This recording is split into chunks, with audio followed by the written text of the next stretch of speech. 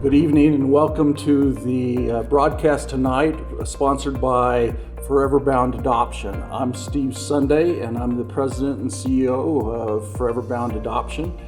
And quarterly we have been doing these educational nights to highlight the importance of education in your adoption journey. Tonight we have a very special guest joining us. His name is Raby, and he is a doctor who graduated with a PhD from the University of Minnesota. He has been studying attachment and bonding for the last 10 years and has been studying adoption specifically for the last 5 years. He's been locally involved here with the University of Utah, doing some research with adoptive families, and we are very honored to have Lee with us tonight. He is the father of 2 children, a 3-year-old and a 3-month-old, and he and his wife Megan live in near the University of Utah. Again, we're grateful to have him with us tonight. We're going to turn the time over to him for his presentation. There'll be an opportunity for the studio audience to ask some questions at the end, so we'll go there. Welcome to Dr. Lee Raby. Raby. All right. Thank you, Steve. Thanks to Forever Bound. This is my favorite topic to talk about. It's one of my core of what I do as an academic, but it's also very practical and very real to me right now. As Steve mentioned, I have 2 young kids at home, so attachment is something we're dealing with on a daily basis. So my goal for today is first to talk about just attachment generally. What is it? What is it not? And what can parents do to promote healthy attachments between their children and them? I'm going to start there because there's a number of misconceptions and misunderstandings about attachment that have kind of seeped into sort of popular culture and popular understanding of this concept.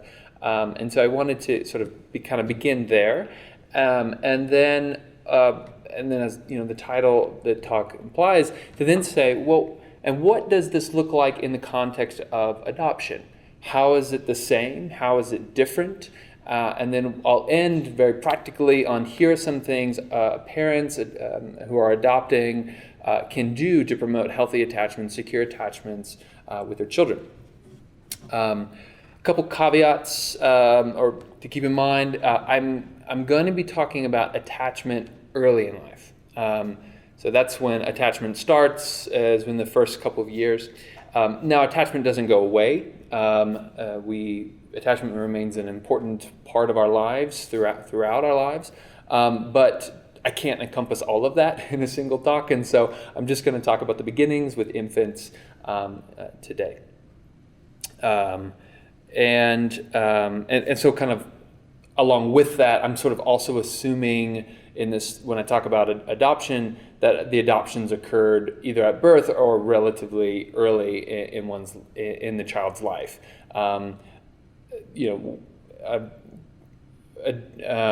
Children who are adopted later in life, later childhood, adolescence, etc. There's a number of other kind of things that need to be kept in mind, and again, I won't be able to really do that justice in this talk. So it's really talking about early life and children who are adopted relatively early. Okay.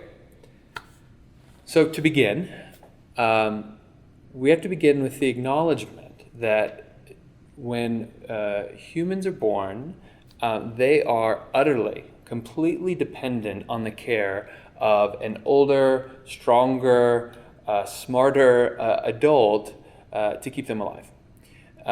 In the most basic sense, these children, young children, newborns, are unable to effectively regulate temperature.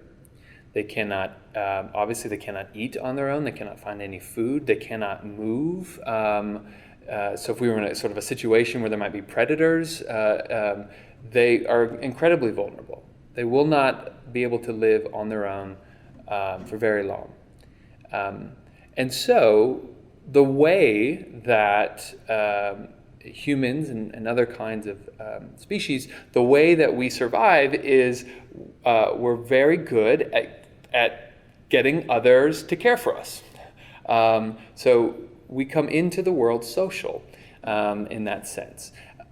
The first thing, the first task that newborns have to do within seconds of life is cry. If a baby's not crying, the nurse or doctor or whoever it is, midwife, will sort of stimulate the baby in order to get it to cry.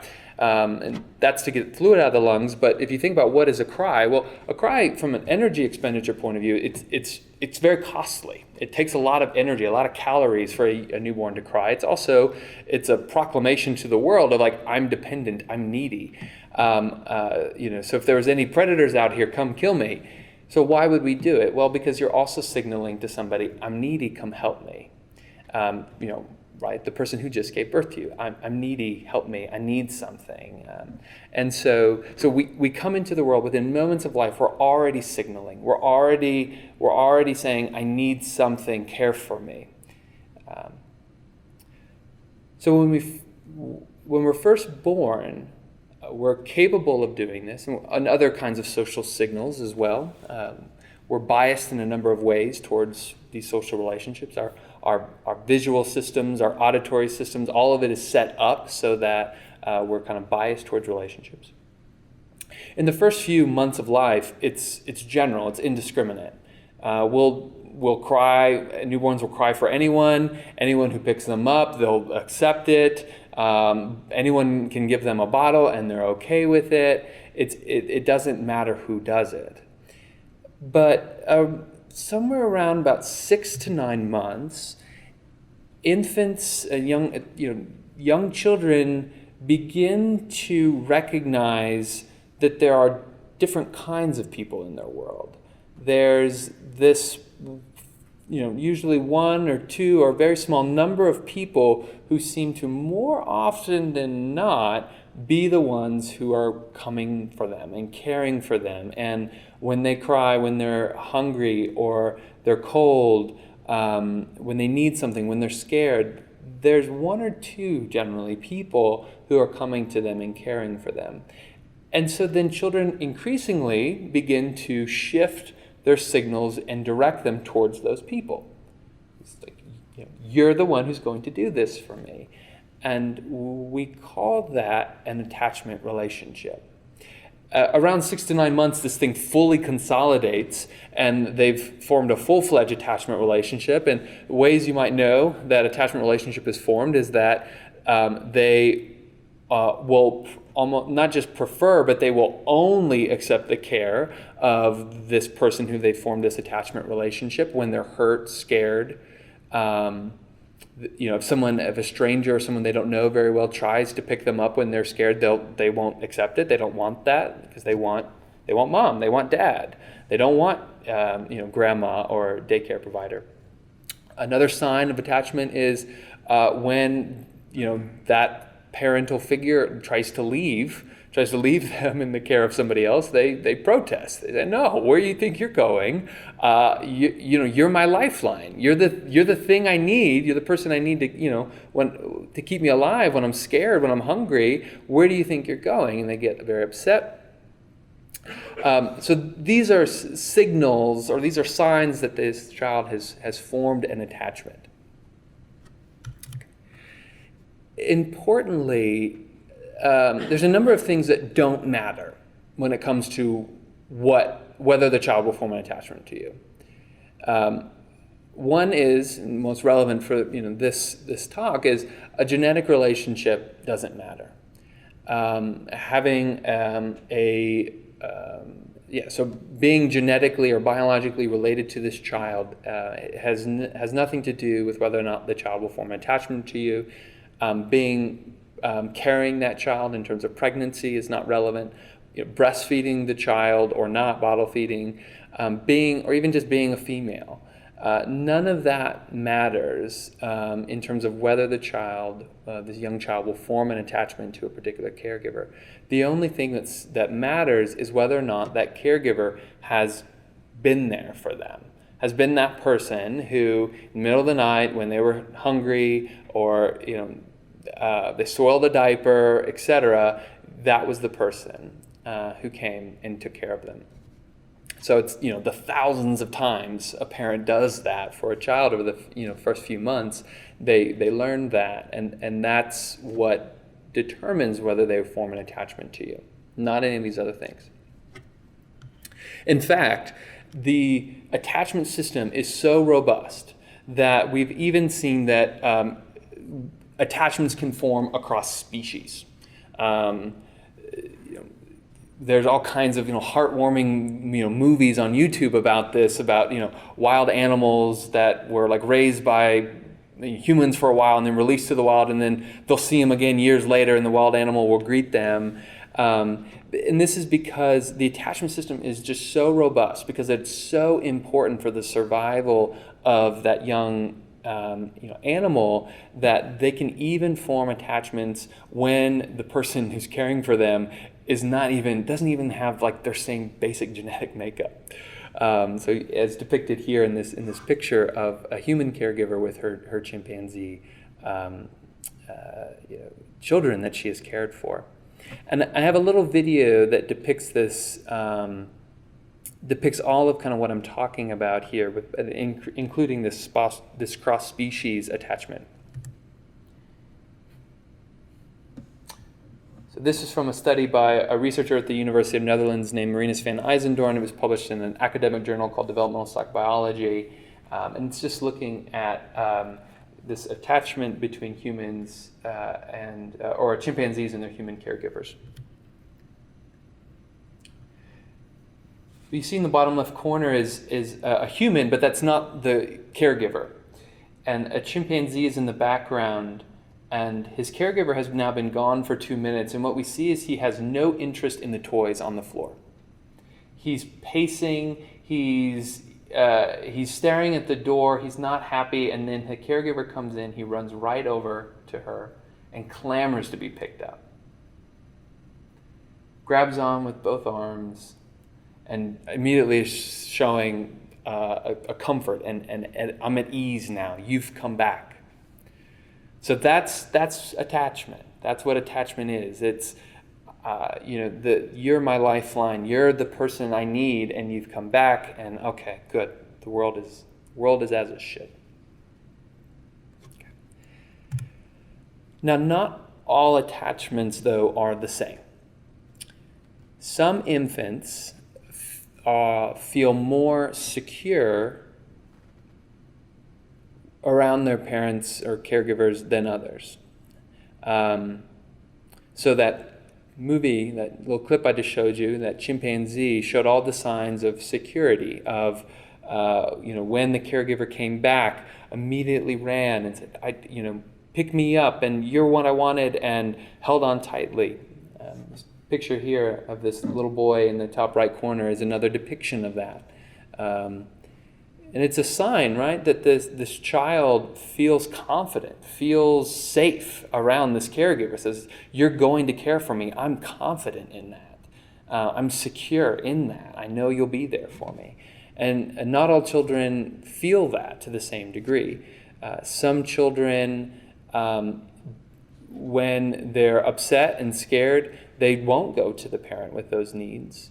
They avoid them, they distance themselves from them. Others, they will sometimes get very upset, and they'll get even more upset when the parent tries to care for them. It's kind of depicted in this picture in the bottom right.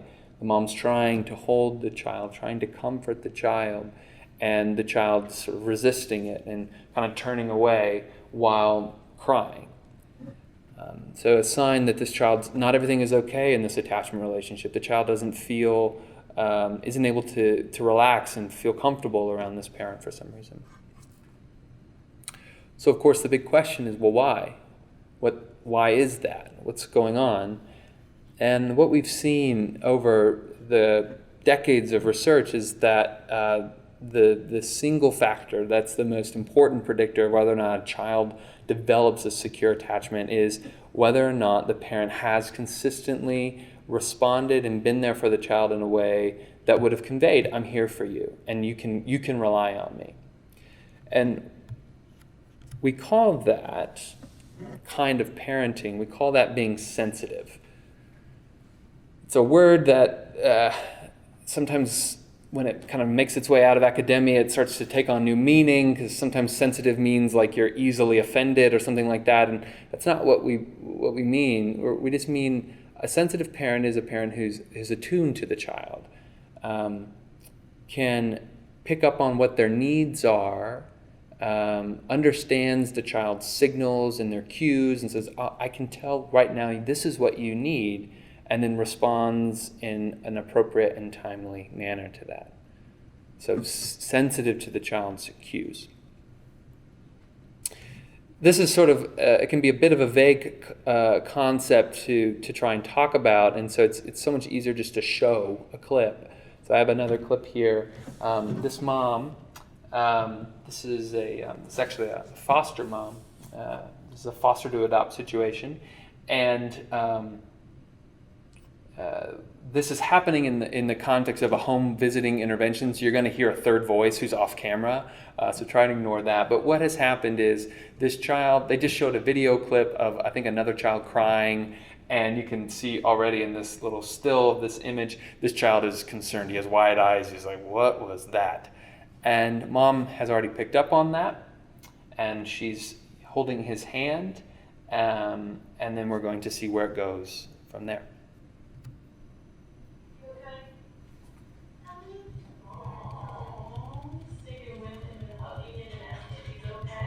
Were you worried about the baby? The baby was so sad. How sad was he? Did it make you sad? Did it make you sad?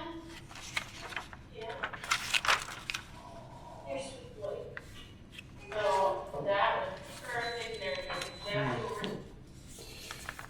Okay.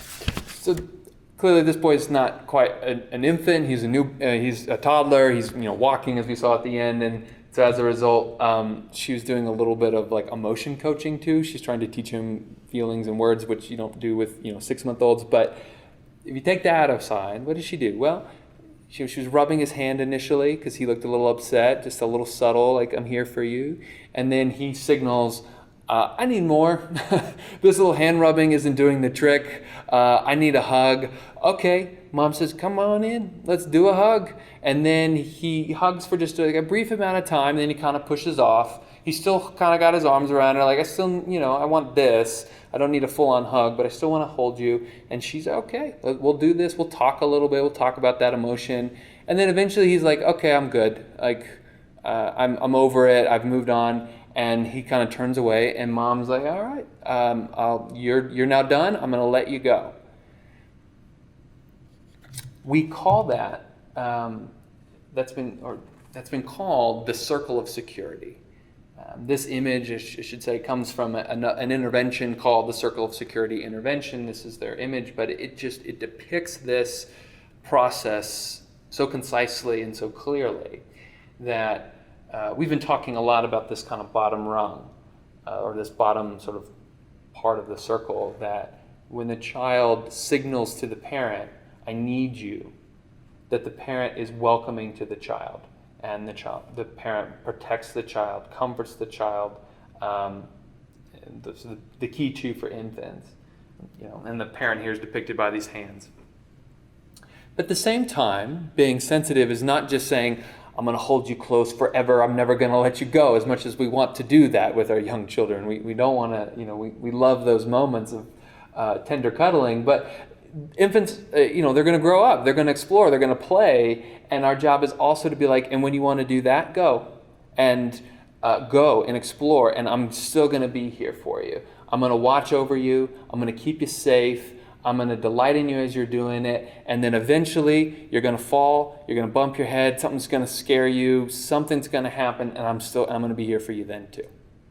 So being sensitive isn't just this warm, cuddly, when you're upset sense. It's also, I'm encouraging your exploration because you're going to want to explore on your own. Okay. So that's what attachment security is. That's where it comes from. A couple things that are not related to it are things like skin-to-skin contact, breastfeeding, baby wearing, or co-sleeping. Now, I should say, some of these things are important for other reasons. Skin-to-skin contact is something that is now sort of recommended often in, soon after birth. It helps with the newborn's temperature regulation as well as helping with breastfeeding. Breastfeeding also has some benefits for children, and baby wearing and co-sleeping can have some benefits.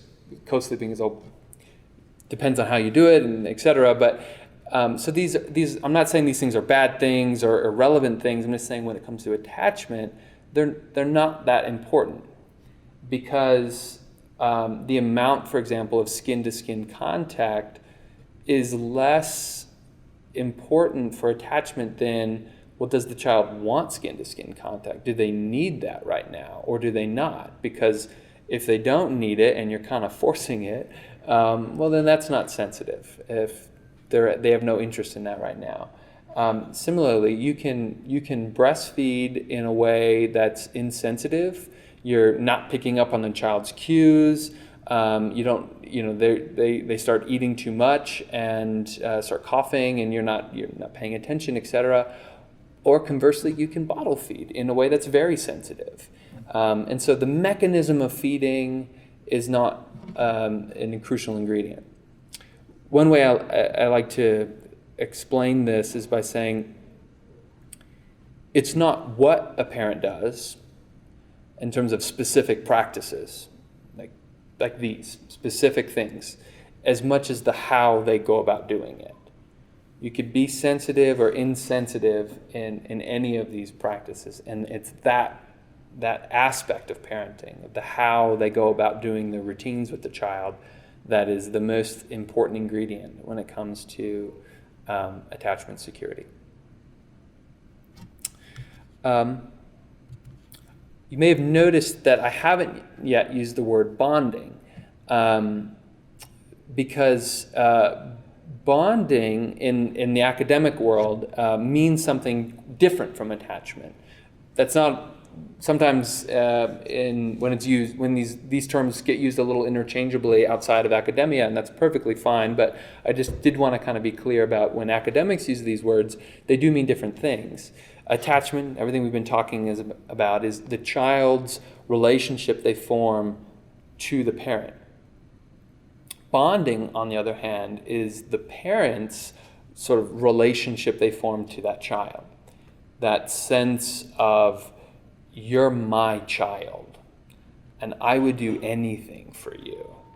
I had an advisor who once said it as like, I would walk in front of traffic for you. I would do anything to keep you alive, and it's a powerful thing.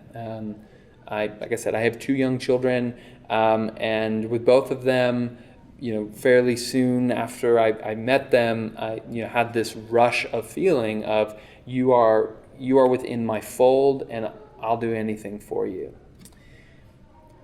That said, not all parents feel that. And not just adoptive parents, even biologically, parents who are biologically related to their children don't feel this strong, sudden wave of emotion for their child immediately. And that doesn't mean you're a sociopath.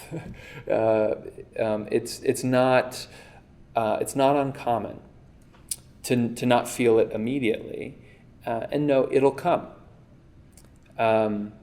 The other important thing to know is that the strength of your feelings and your emotions for that child are not necessary for the child to feel secure around you.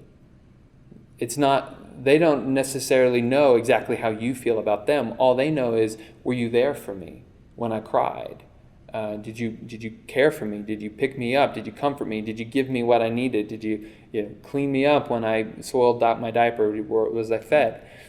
And sometimes maybe paradoxically, actually feeling very strong emotions for that child can interfere because of that, like, I just want to keep you close all the time, you're my baby kind of thing. And sometimes that can interfere with, well, actually, this child doesn't want that right now. They want to play. Or they just maybe want some time by themselves. They're getting a little overstimulated. And so, so all this is to say, bonding and attachment are not the same thing. And bonding is not necessary for attachment security. In the context of adoption, when there can be so much uncertainty surrounding the placement, and especially like soon after placement, and there can be still some lingering anxieties from the process, etc. And the feeling of this is my child, and those strong emotions, those may not always be there, and that's okay. They're going to come. They're going to come over time, because that child will still form an attachment to you. They're still going to start doing that social smiling with you in like 6 to 8 weeks, and it'll come. So don't worry if it doesn't immediately, because your child can still form a secure attachment to you.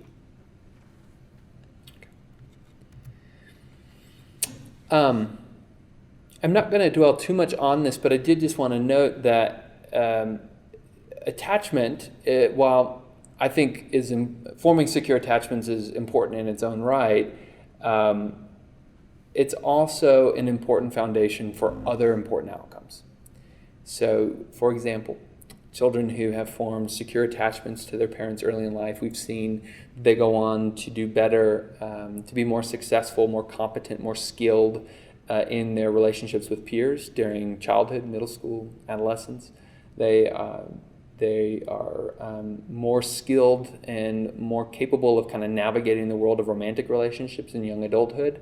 They seem to be more comfortable with that and finding a partner and navigating the challenges of forming a life with another person. They also are more resilient emotionally in the face of the adversity and challenges that happen to everyone. The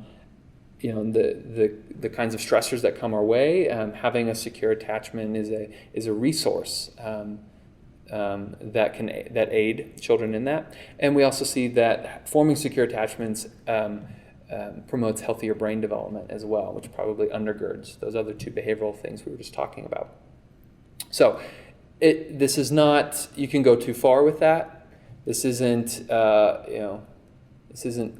like a magic shot that if you get a secure attachment in your first year of life, you're just protected forever and nothing bad will ever happen, and you'll always be successful in every relationship and never have a down day.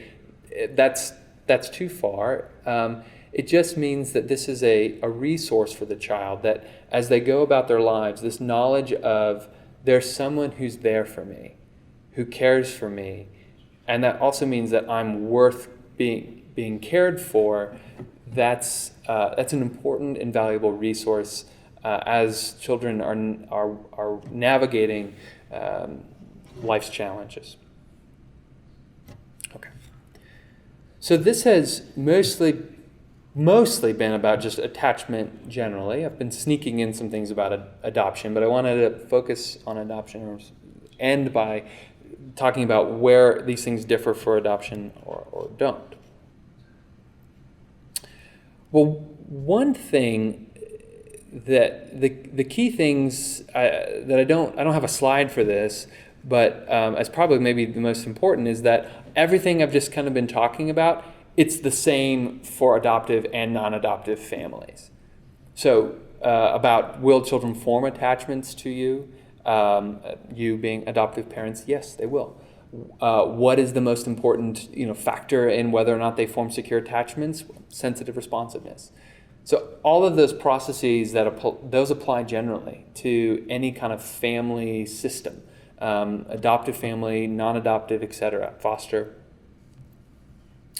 But there are some things that have been proposed to be a little bit different. There was this book called The Primal Wound. It was published about 25 years ago, in the late 80s, 90s, somewhere around that time. And the book proposed two kind of very bold and influential ideas. One is that children form attachments of some kind of relationship to a mother even before they're born. And the second idea is that they form memories, or they have memories of that parent, either from of that biological, the birth parent, from those prenatal pregnant days, as well as the first few days of birth. They retain those memories, and in the case of adoption, they remember the separation.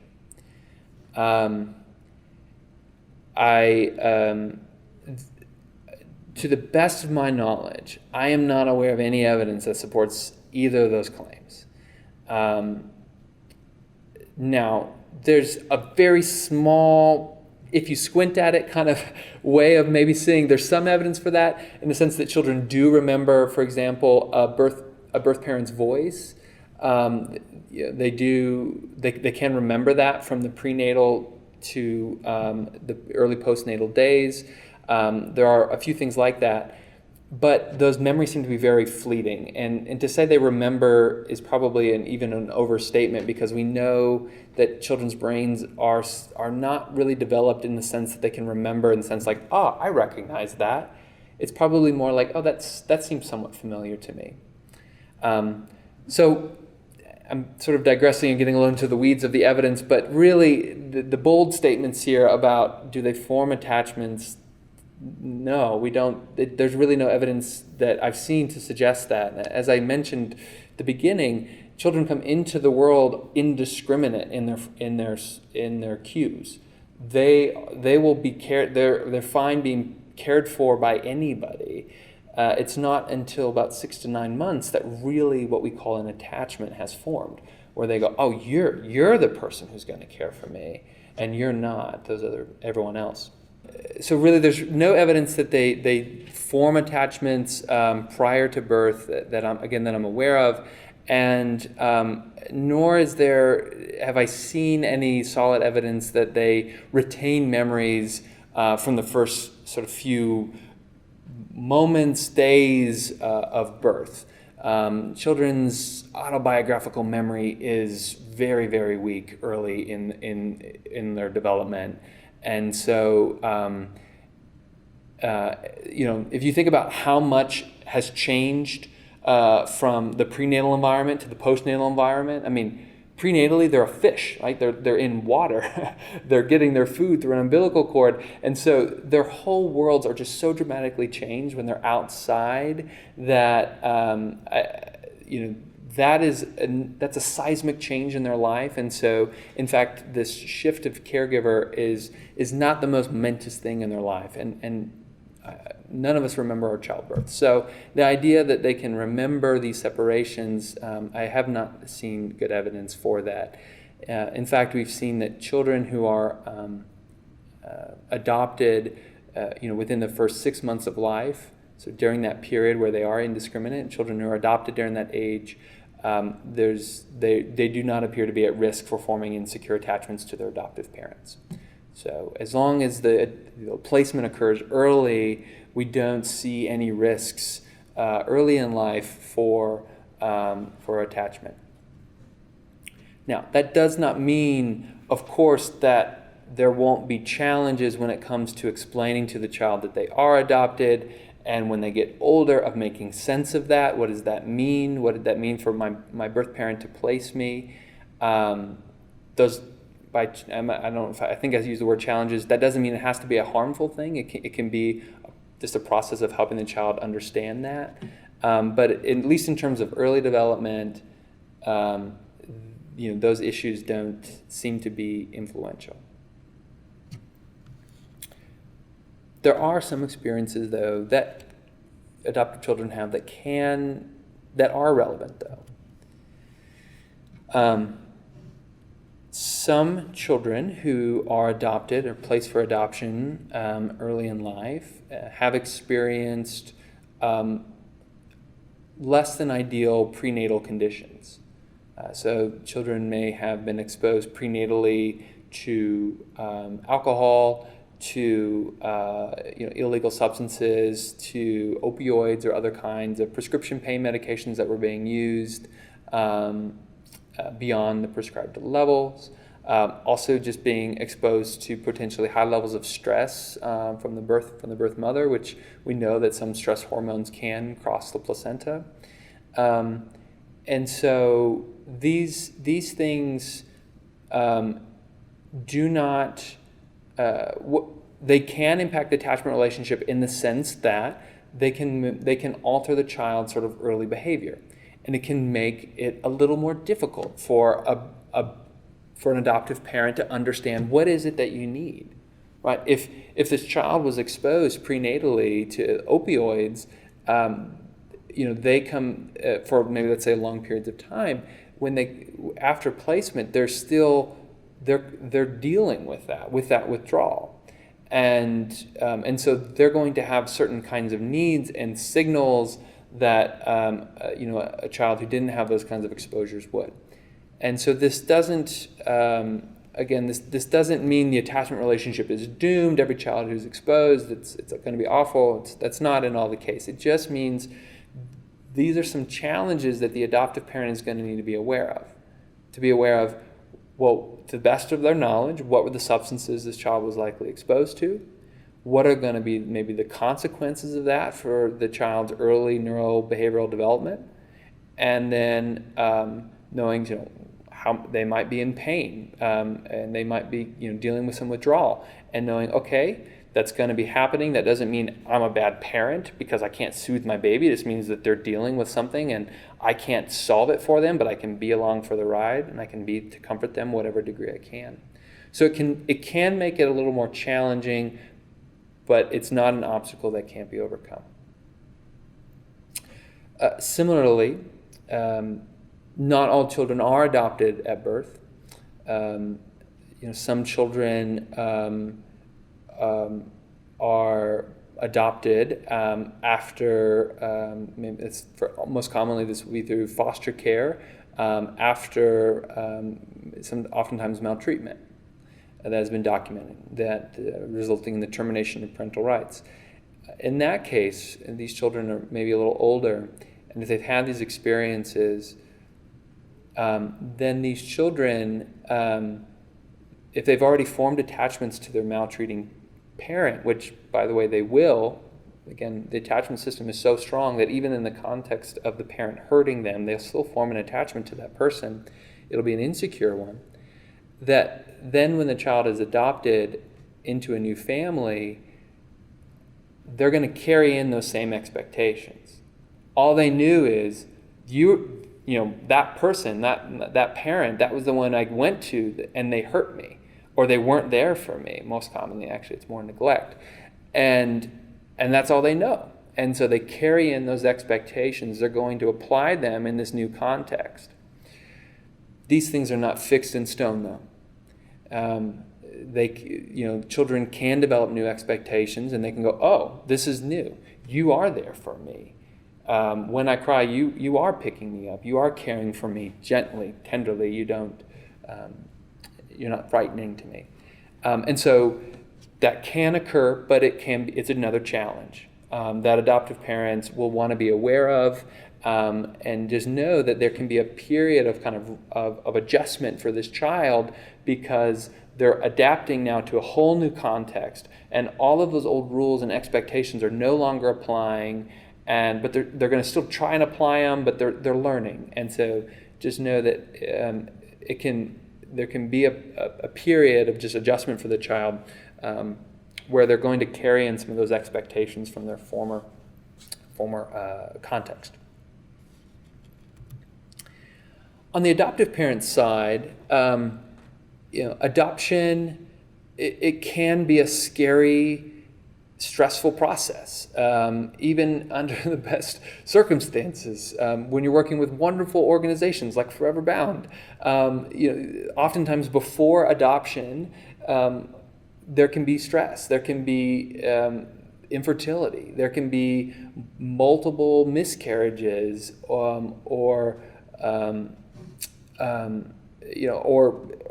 the financial hardships potentially of prenatal treatments, or just the period of waiting. If one is adopting because of infertility, it can sometimes,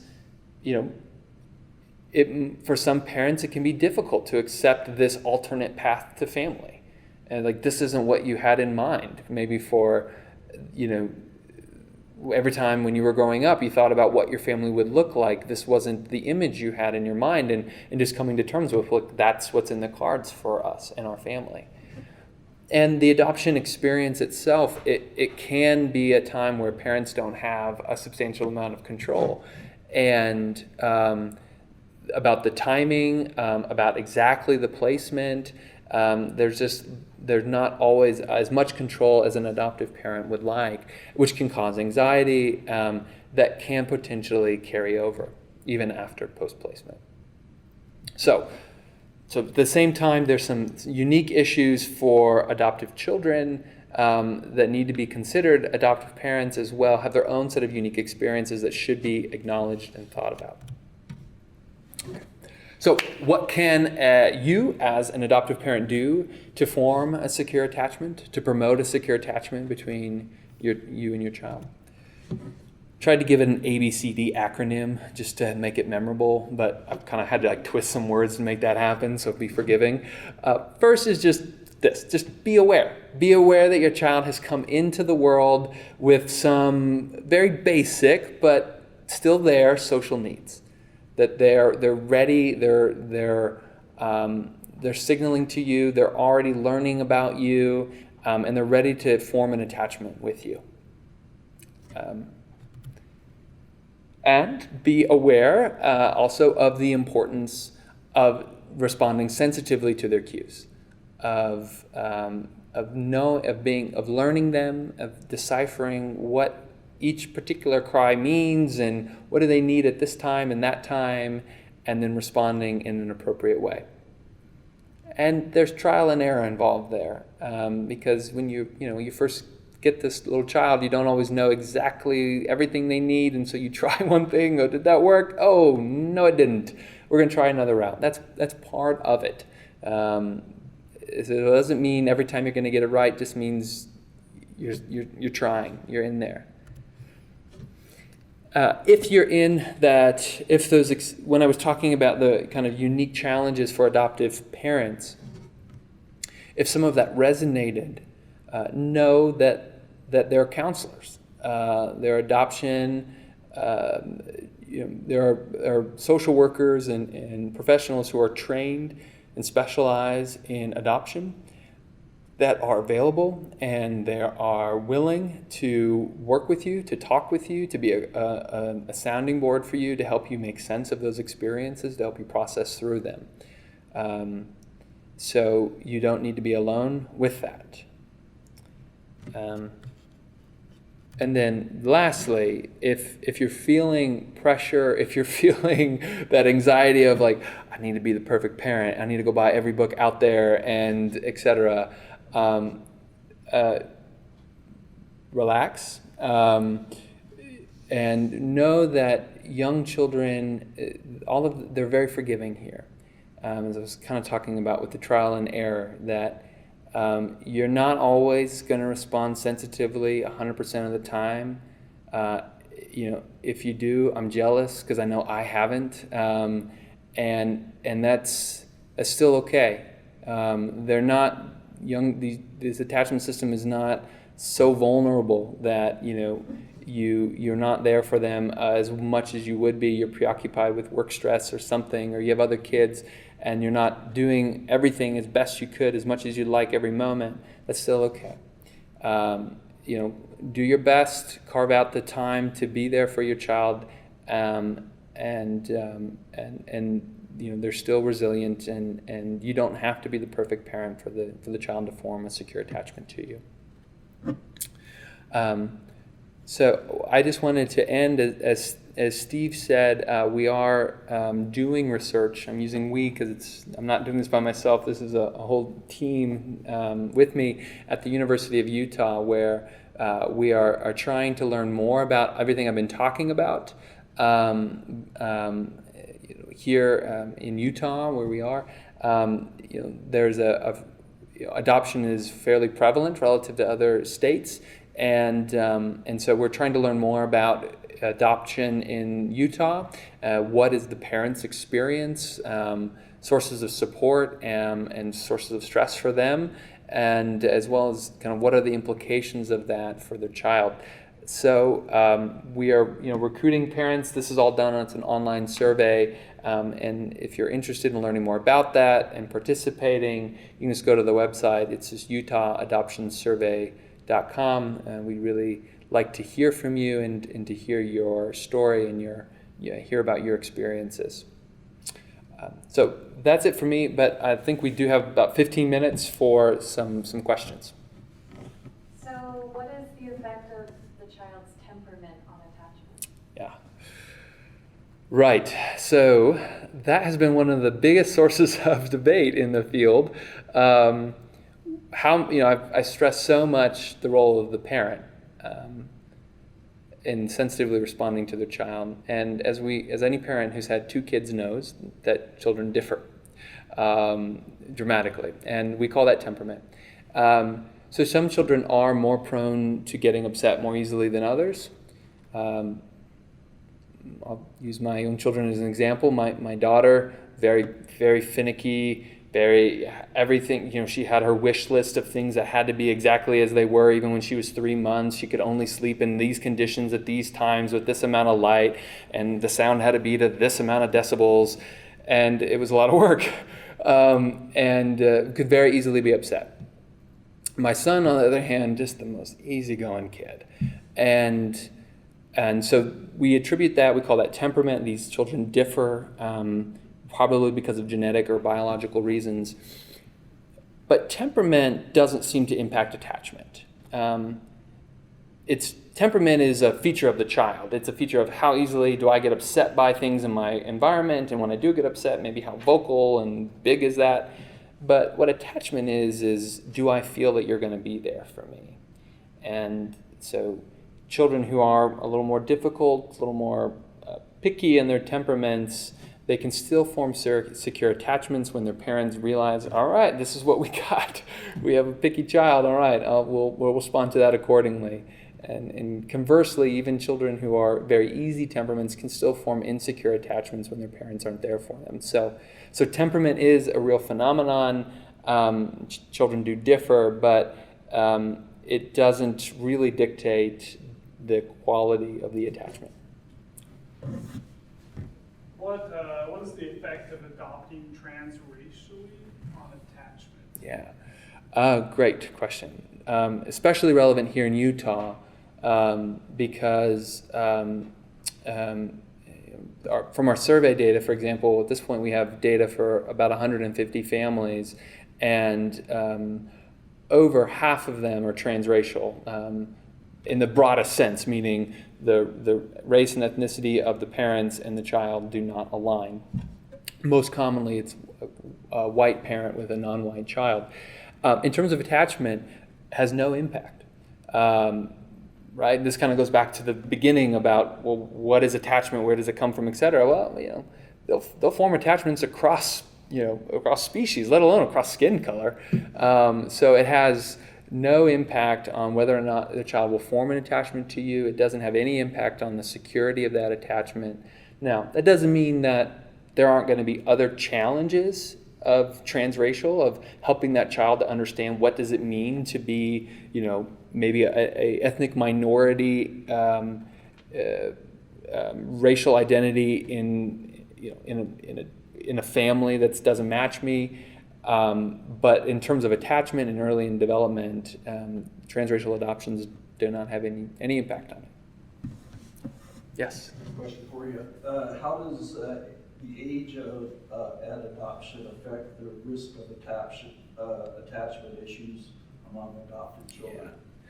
Yeah, so this kind of goes back to what I was, or that question related to the one about maltreatment, because oftentimes children adopted later had less than ideal sort of experiences, not always, but often in those intervening years.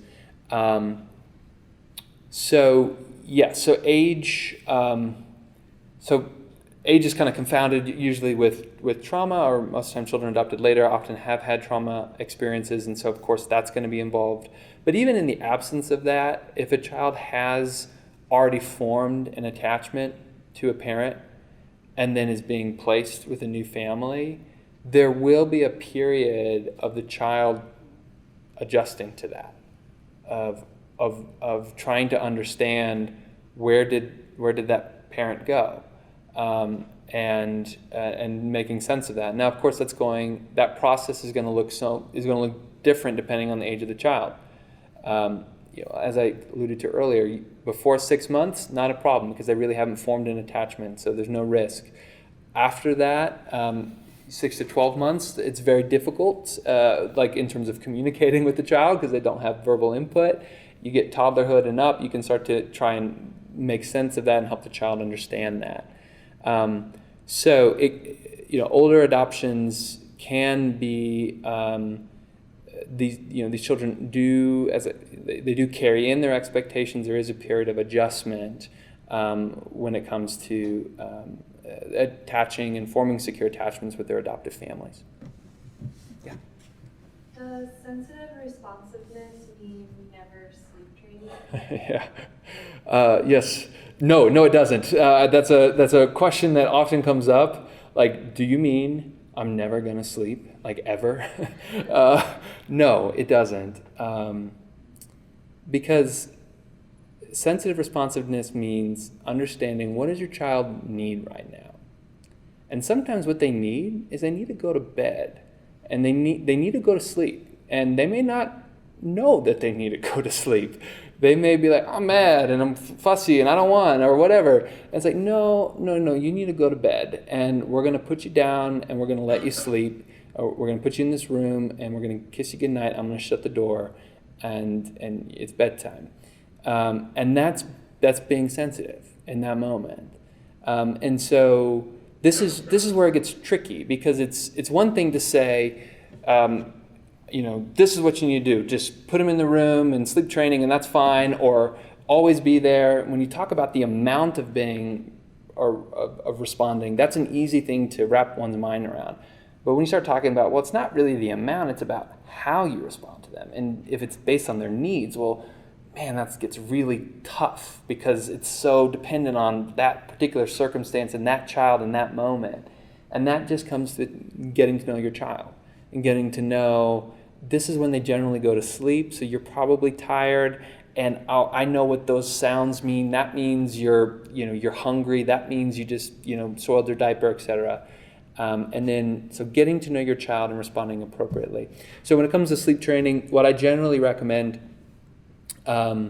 is a middle ground between you never sleep a wink. Your child's always anytime they cry for 1 second, you run to them, and you just shut the door whenever you think is the time for them to go to sleep, and you say, good luck, I'll see you in the morning.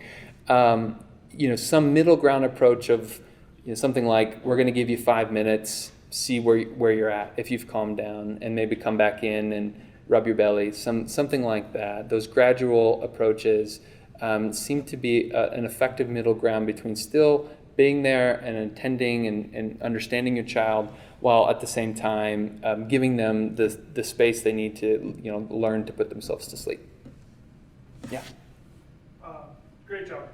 So I was just wondering what other recommendations you have for parents to get better and be an expert in adoption. Yeah.